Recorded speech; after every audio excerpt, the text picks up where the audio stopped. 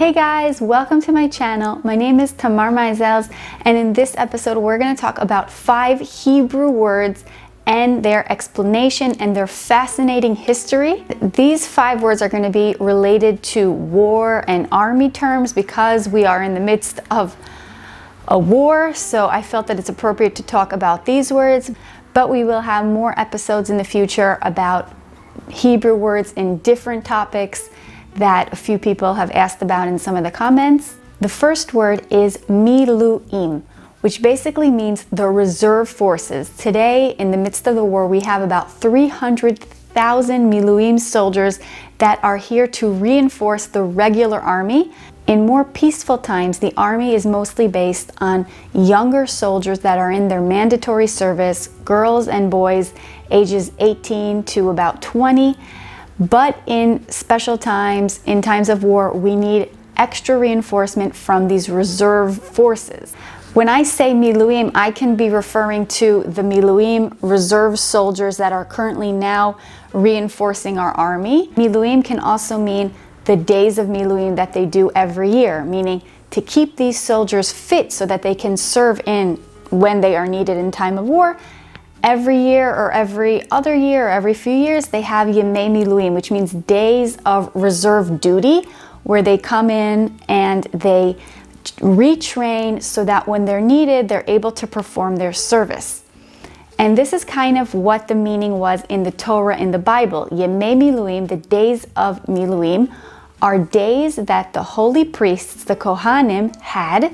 And it was basically in their initial training of the Mishkan to get to learn the service that was needed from them in the Mishkan.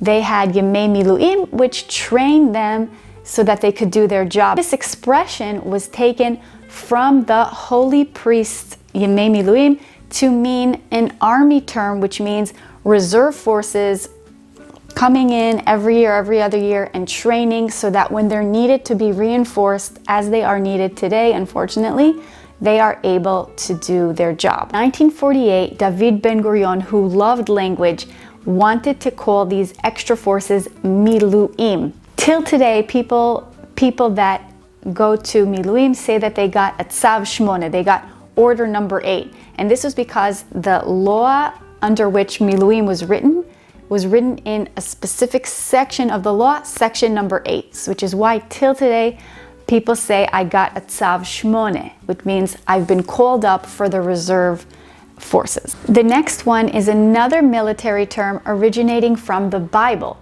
and that is Oref. Now, when we say Oref, the military meaning could mean the non-fighting military part of the army in the back section, or it could also be in the civil infrastructure, meaning us back at home supporting the war, which we know is so important. It's not just the fighting in the battlefield, it's also the support that they know that they're getting, the atmosphere that we have here in the home front. So in the Bible, Oref means like the neck, the back of the neck. And we have an expression in the Bible, Am Kshe Oref. The people of Israel are described as a nation with a hard neck, a hard back, which means we're very stubborn and it's difficult to be our leader, which is what Moses says about us. Another expression in the Bible is Hefna Oref, meaning turn their back to me. In Yirmiyahu, in Jeremiah, it says that the people of Israel have turned their backs on Hashem. So this expression that means the back of the neck is used to mean this military term as the non-fighters, the people in the back, either the soldiers in the back or the civilians and the infrastructure that we have in the back. This is the exact opposite. If we spoke about the Oref, the people in the back, we also have the Chazit, which means the front. We could talk about the northern front, HaChazit HaTzfonit. We could talk about the southern south that we're currently fighting in, which is HaChazit HaDromit. Just like we saw with the back of the neck, some people say the Chazit comes from the Chazeh, the chest, which means the front. But I saw most explanations said that there's no linguistic basis behind this. Derived from the root Chazah, which means in Hebrew, he saw or he looked. A front is something that looks forward. It's in the front and it looks forward. the actual word Chazit in the form that we use today is a word taken from the Mishnah, part of our oral Torah, not the Bible. In a later generation, they use this to mean an architectural term. The Chazit is the wall that faces towards the outside. So that too, it's like in the front. So we, in modern Hebrew, took this word Chazit from the Mishnah and we made it into the front of the war. The next word is Chayal. Chayal means a soldier in Hebrew. A soldier, a person who is serving in the army and currently fighting to help secure our national security. And this is actually a word that was renewed by Eliezer ben Yehuda. In our episode about the Hebrew revival, I mentioned Eliezer ben Yehuda, so if you missed that episode, I highly recommend you go watch that.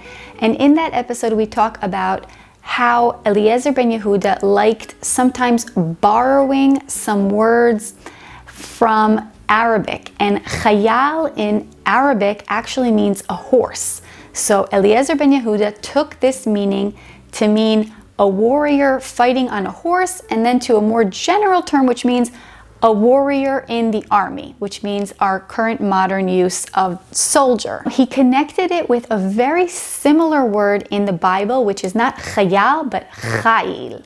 Chayil in the Bible is used many times to mean strength, and even warriors, we say that they're ish chayil, anshe chayil, which means the people of strength. And we have the famous song we sing every Friday night, Eshet Chayil, which is a song that we praise the Jewish woman, how powerful, how strong she is. So this word actually has a very strong correlation with the Chayil and Eshet Chayil that we have in the Bible. The next one is a huge slogan in the Jewish nation, Am Yisrael Chai. And since October 7th, we see that leaders in Israel and outside of Israel, songs are using this expression. And even President Biden said, the nation of Israel live, which is a translation of this expression. So where did this expression originate? The people of Israel live. There's two biblical stories that have some correlation with this expression, the nation of Israel live. One is taken from the book of Yechezkel, in what's the prophecy of the dry bones, where there's dry bones and they become alive. And it's a metaphor to the nation of Israel that seems dead in all those years of exile, but we become alive. And another one is from Joseph and his brothers when they come down to Egypt after he lived there for almost 20 years, not knowing if his father is alive. And he says to his brothers, "Is my father still alive?" But when did this exact expression, Am Yisrael Chai, become a slogan for Jewish survival, solidarity, continuity? Story about Rav Yonatan Eibeshitz in the 17th century, where the leader wanted to expel the Jews from the town, and he convinced him not to expel the Jews if he could prove to him that he could write Am Yisrael Chai Uleolmei Ad, the people of Israel live and forever, 45,000 times in a short time, in a short square. You could see how it looks. And he was able to do this, and the Jews were not expelled. Also in a Jewish newspaper in 1881, after the pogroms in Russia, in what's known as Sufot B'Negev, the storms of Negev, it was written, despite everything that we've been through, Am Yisrael Chai V'Kayam. More and more, this expression was used to mean Jewish solidarity and survival. And in the Holocaust, this phrase was used a lot. In 1945, after the release of Bergen-Belsen, they said there, Am Yisrael Chai. And also Ben Gurion, when he visited Bergen-Belsen, he said, Am Yisrael Chai. It became very, very popular. In 1965, Shlomo Carlebach came up with a tune of a song that combines Od Avinu Chai and Am Yisrael Chai. Od Avinu Chai, we said, was taken from the story of Joseph, where he asks, is our father still alive? Together with Am Yisrael Chai.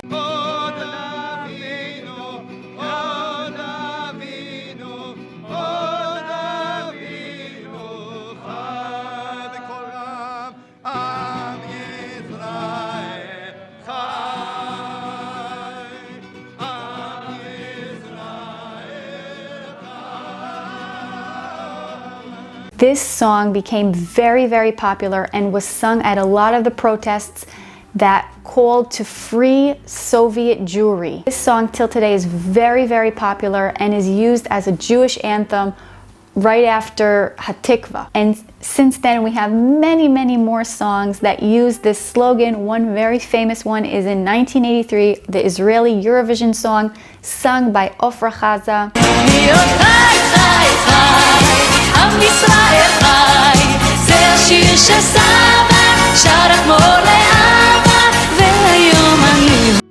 Chai, chai, chai, the people of Israel are alive. And like I said, till today we use this expression in the context of the current war. We are still alive, we will persevere, we will defeat our enemies, and we will continue to survive and live. Hope you enjoyed this video, and if you did, please give it a thumbs up. See you next time!